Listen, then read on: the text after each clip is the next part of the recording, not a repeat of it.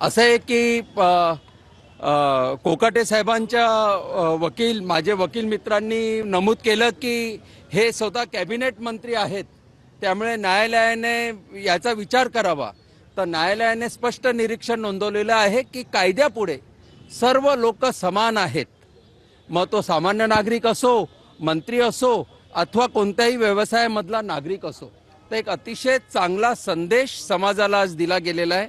या सर्व कामामध्ये अतिशय जो लढा दिला आहे तो दिघोळे साहेबांच्या कन्या ॲडव्होकेट अंजली दिघोळे यांच्या बघा, आता न्यायालयापुढे असं म्हणण्यात आलं की कोकाटे साहेब रुग्णालयात दाखल आहेत, परंतु हे सबमिशन करताना कोणताही कागदोपत्री पुरावा देण्यात आला नाही.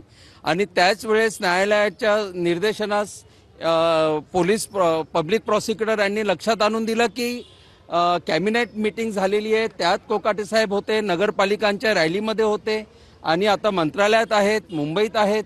त्यामुळे तब्येत खराब असण्याची जी लंगडी सबब आहे ती न्यायालयाने अमान्य केलेली आहे आणि शेवटी कायद्याची प्रक्रिया पार पडलेली आहे. ती प्रक्रिया अटक आणि सरकारवाडा पोलीस स्टेशनने अटक करणे आणि कारागृहात रवानगी करणे ही कायद्याची प्रक्रिया आहे.